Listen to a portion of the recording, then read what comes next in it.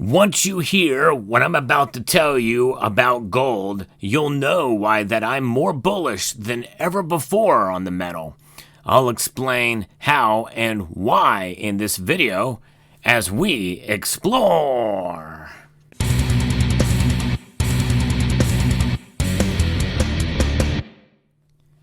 I was actually quite surprised to read this from the World Gold Council about gold, the latest status. Now, when you think about the World Gold Council, you have to understand there is a bias there. Obviously, they are around gold. It is in their interest that gold does well, but they do a lot of the reporting, especially with regards to what central banks are doing with gold, but other areas as well. And so, are all their data correct?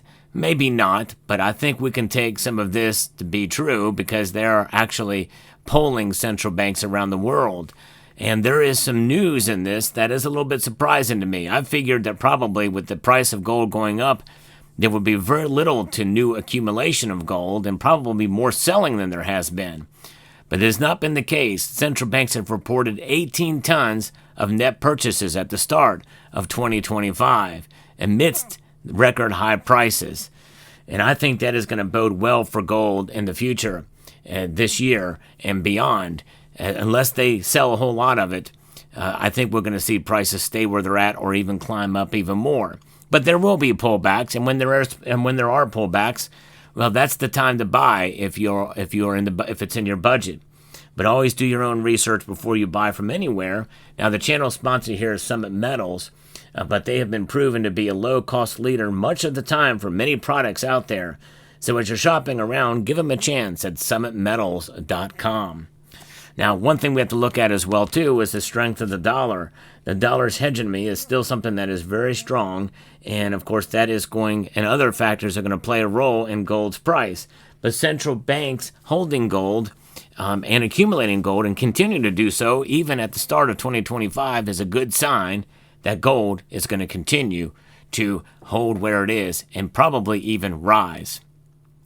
Most banks, commercial banks, are betting on that, by the way, as I've talked about, and readjusting the forecast even higher. Emerging market central banks remain at the forefront of net buying, with Uzbekistan, China, and Kazakhstan, which are the top three buyers. Poland and India also continue to accumulate gold reserves. Both central banks added 3 tons to their respective reserves in January. Central banks continued their strong interest for gold in January with reported net purchases of 18 tons. The sustained buying highlights the strategic importance of gold in official reserves, particularly as central banks navigate heightened geopolitical risks. And they are still there, although there is some hint and sign that we could see some of that subsiding soon. We'll see. But they're being very careful and cautious about this. It's understandably so. Central banks add gold to their vaults to protect themselves against that. And I've always said that we should do what the central banks do. You and I, for those who are gold enthusiasts and hold gold and understand the history of gold, we know that gold has been a Tier 1 asset since the beginning of its discovery and recognition by ancient peoples. Now, the Bank of International Settlements, who is a central bank of central bankers, only recently, in April of 2019, delegated gold as a Tier 1 asset, making it equal to and on par with the dollar. The Central Bank of Uzbekistan made their 8-ton net purchases in January, with its gold holdings totaling 391 tons. That's 82% of its reserves. And I think I've talked about Uzbekistan on this channel before.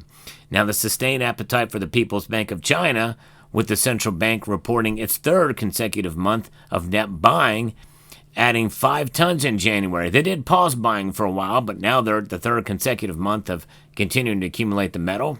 The People's Bank of China gold holdings rose to 2,285 tons, or 6% of its total reserves at the end of January, according to official numbers.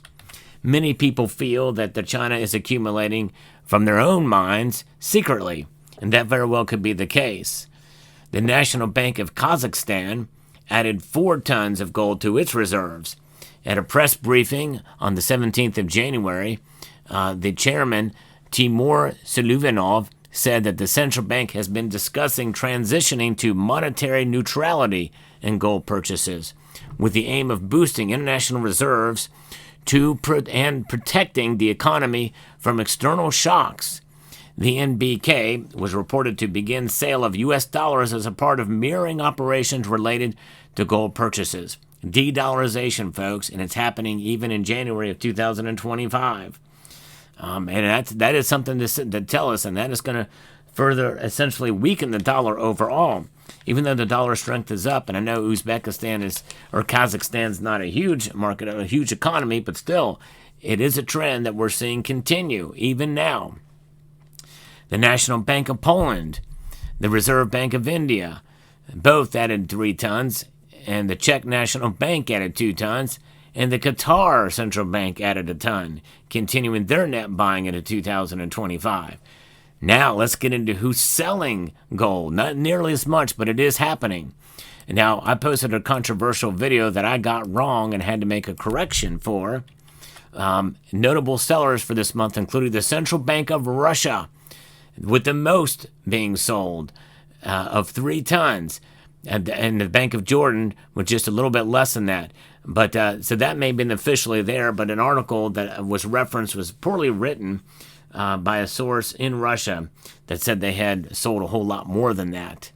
But nonetheless, the National Bank of Kyrgyzstan Republic sold 2 tons, but that's a pittance compared to what Uzbekistan has gained. Again, the net's gains are a whole lot more than those who had sold. So it's pretty interesting. But again, these are numbers held by the World Gold Council, and I tend to believe what they post for some of this stuff.